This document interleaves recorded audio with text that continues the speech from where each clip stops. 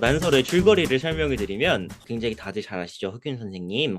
허균 선생님이 이제 홍길동전을 쓰셨잖아요. 이 작품에서는 허균 선생님이 쓰신 그 명작이 홍길동전이라는 것도 친절하게 알려주지 않고 그냥 너가 쓴 작품 참 좋더라. 너가 쓴 역모를 꾀한 작품 이런 식으로만 나오는데 허균 선생님이 홍길동전을 써서 역모를 꾀했다는 이유로 사형을 집행하시기 직전에 플래시백이 됩니다. 이제 사람이 보통 죽기 전에 주마등을 본다고 하잖아요. 주마등이 스쳐 지나가면서 본인의 스승이었던 이대 선생님이 찾아옵니다. 그래서 아니 왜 이제서야 죽기 전에 찾아오냐고 원망을 하죠. 허균 선생님은 누이에 대해서 기억나냐고 묻는데 이제 이대 선생님이 그 사람이 누구냐 그랬다가 이제 허균 선생님이 설마 내 누나가 기억 안 나는 거냐라고 하니까 이제 다시 이대 선생님이 그 사람을 잊을 리가 있겠느냐 하면서 이제 과거로 갑니다. 그래서 이제 이단 선생님과 허초이 선생님의 첫 만남인데요. 허초이 선생님이 길거리에서 무례배들에게 뚜까 맞고 계신 이단 선생님을 구하세요. 근데 그 사람이 이단 선생님인지는 잘 모르고요. 사람을 구해주고 나서 검은고도 연주를 하고 술 한잔 하면서 이런저런 대화를 나누는데 허초이 선생님은 변복을 하고 여성이신데 남자처럼 동생 허균 옷을 입고 무거래라고 이단 선생님이 하시는 시외에 가려고 하는 찰나 이단 선생님인지 모르고 모르는 남자가 누군가에게 맞고 있길래 구해주고 이제 그 남자는 물어보죠. 너 어디 가는 길이냐? 그러니까 무거래라고 이 선생님이 하시는 시외를 찾아가려던 길이었다. 그러니까 그 사람 별 볼 일 없는 사람이고 기생의 아들인데 못하러 그 사람 찾아가느냐? 그냥 돌아가라. 그러니까 이제 허 선생님은 굉장히 화가 납니다. 자기가 좋아하는 연예인이 갑자기 모욕을 당한 거예요. 자기 앞에서. 그러니까 이제 굉장히 화를 내면서 그런 좁은 식견을 가진 사람이랑 내가 지금까지 연주를 듣고 술을 마셨다니 굉장히 짜증난다면서 자긴 가겠다고 하니까 이제 이 선생님이 아유 내가 이 술 살 테니까 앉아봐라 하면서 우리 서로 아직까지 통성명도 안 하지 않았냐. 우리 통성명을 하자 하는데 알고 보니까 그 좁은 식견이라고 화를 냈던 사람이 자기가 그토록 찾아 헤매던 이달 선생님인 거죠. 그 이달 선생님은 음. 자기 얼굴도 모르고 여잔데 남장까지 하고 자기를 찾아온 당신은 대체 누구시오? 하고 이제 집으로 돌아가는데 이제 또 막상 또 집은 난리가 난 거예요. 밤새 허추 선생님이 동생 옷 몰래 훔쳐 입고 사실 조선시대 때는 이제 여자가 집 밖도 못 나가고 아무리 결혼을 안 했어도 집에서 조용히 살아야 되는데 동생 옷을 몰래 훔쳐 입고 나가가지고 아버지도 아무것도 모르고 찾아왔는데 이제 허균 선생님이 거짓말로 하녀인 끝단이가 허초이 선생님인 척 이제 이불 덮어쓰라고 곧불에 떴다고 거짓말을 하고 나서 이제 누이를 하염없이 기다리다가 누이가 오니까 이제 굉장히 화를 내죠. 뭐하다 이제 오느냐고 누이는 미안하다 하면서 알고 보니까 허균 선생님이 그렇게 집 밖을 돌아다녀야 되는데 허균 선생님이 어릴 때 이제 허균 선생님의 아버지가 허균 선생님이 신동이라고 동네방네 자랑을 하시려고 하는데 그때 허균 선생님이 너무 긴장을 한 나머지 아무 얘기도 못 하신 거예요. 사람들 다 초대했는데. 그래가지고 완전히 망신을 당한 거죠. 그래서 그 후로 트라우마가 있어가지고 지금으로 따지자면 히키코모리가 되신 거예요. 허춘 선생님은 정작 그 덕에 동생 옷을 훔쳐입고 동생인 것처럼 시외에 다니면서 자유롭게 생활을 하셨다는 건데 사실 이거는 작가님의 픽션 상상력이 들어간 게 아닐까 싶어요. 허춘 선생님이 시를 쓰는 건 좋아하셨지만 동생 옷을 훔쳐입고 무거래 활동을 하셨다는 것은 사실일지 아닐지 모릅니다.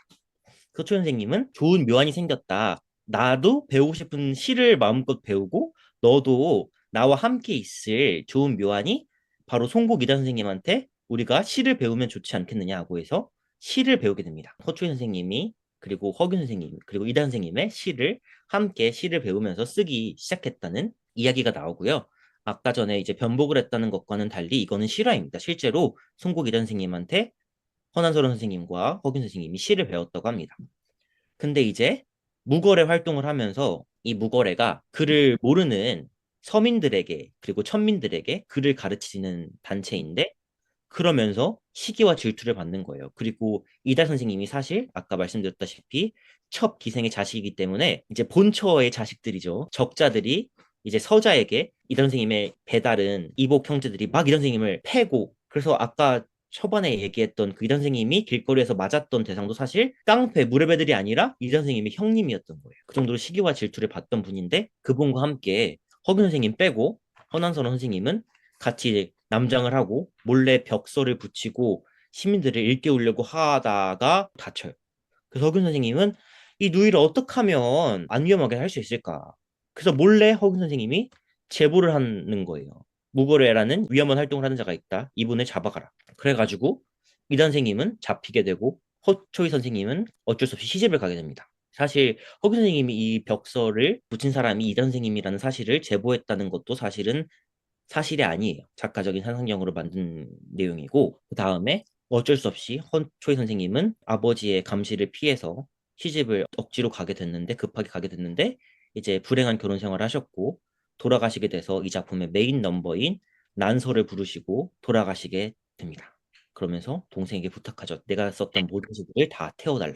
아니, 다 허균 써놓고 왜 태워요? 그만큼 이제 의미가 없다, 이제 본인의 삶을 포기하신 거 아닐까요? 그리고 조선시대에는 사실 여성이 글을 쓰는 것 자체가 그렇게 인정받지 못했으니. 근데 여기표단 같은 경우에는 이제 본인이 썼다는 것도 아예 숨기잖아요. 작자 미상으로 남기면서 그쵸. 이어가고. 허난서른 선생님 같은 경우에도 사실 허균 선생님이 그렇게 유명한 분이 아니었다면, 그리고 허균 선생님이 노력하지 않았다면 지금까지 남아있지 않을 거예요. 그리고 사실 허균 선생님이 나쁜 마음을 먹었다면 본인이 썼던 글이라고 하실 수 있는 거고요.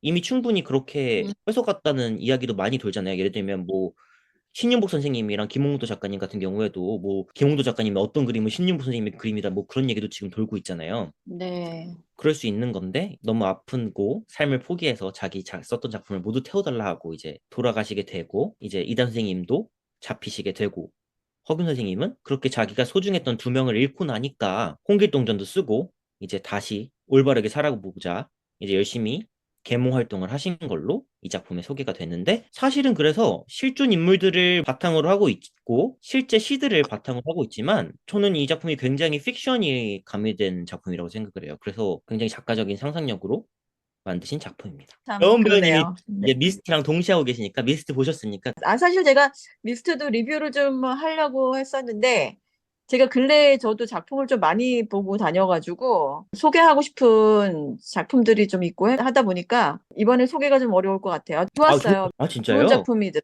배우가 세명이 등장을 하는데, 예전에 원래 네명이 있던 걸 세명으로 짧은 시간 안에 막 줄이셨대요. 그러다 보니까 그 한 명의 배우가 없는 게 약간 그 빈 구석이 보여서 그 사건의 전개에서 약간 이해가 약간 안 되거나 약간 모순적인 부분이 없지 않아 있긴 있어요. 그런데 제가 괜찮다고 했던 거는 음악도 괜찮았었고, 그럼에도 불구하고 그 실애극을 굉장히 꼼꼼하고 정성스럽게 만들었다라는 느낌이 들었고, 그 한 명이 비워서 구멍이 난 서사는 충분히 나중에 개선이 가능할 것 같더라고요.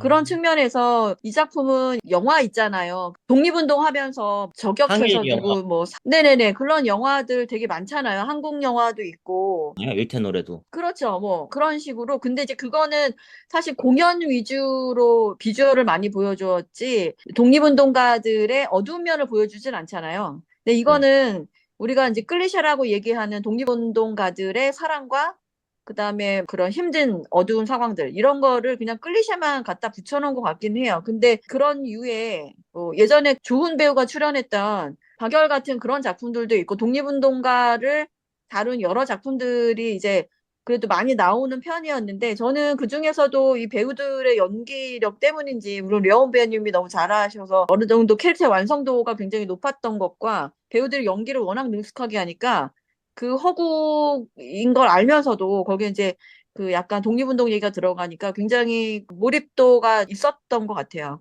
소개는 못했지만 제가 짧게 끼어들어서 미스트를 좀 소개를 해드렸습니다. 꼭 보러 가시면 좋을 것 같아요. 조선 중반기가 제가 지금 오늘 리뷰하는 난설이고, 완전 후기가.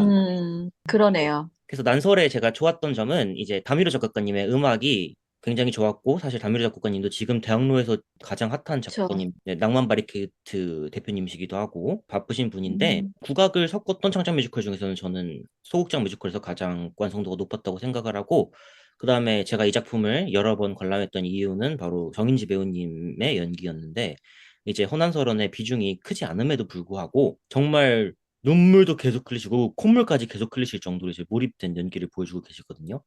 그리고 진짜 음. 제가 여기표당에서도 말씀을 드린 적이 있는데 가만히 계셔도 슬픕니다. 그 한이 느껴져요.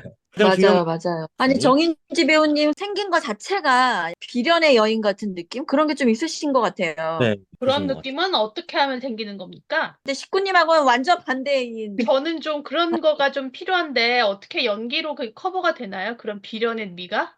연기를 할 수 있을까요? 그냥 일반 사람도? 저는 다시 태어나야 되는 정민지 건가요, 배우님은 결론은? 막상 본인이 이목구비가 굉장히 진하신데 한국적인 연기가 계속 하셔가지고 왜 그런지 모르겠다고 왜 자꾸 자기가 한국적인 거에 어울리는지 본인도 약간 의아하시다고 그러시더라고요. 네. 주스님 이목구비가 진하다고 그러면 이거 지금 저희 녹음 끝나고 다 화장실 가서 자기 얼굴 이목구비 진한지 아닌지 지금 검사한단 말이에요. 왜 그런 얘기? 아이고, 쪽진 머리가 잘 어울리는 분들이 이미지가 비슷하시더라고요. 쪽진 머리 한번 해보세요. 그러네요. 정인지 의원님 그런 것도 머리숱이 있을 수 있겠네요. 많으셔가지고 상투를 트시는데 그게 아주 보통 사람 상투의 한 세네 배여서 그거 보시는 재미도 있어요. 또 옛날에 닉네임으로 머리숱이 정말 많아 머리숱 그렇게 닉네임을 하실 정도로 대학로 대표 머리숱 많으신 배우님으로 상투도 하세요. 왜냐면 남장을 아, 하시고 상투도 하세요?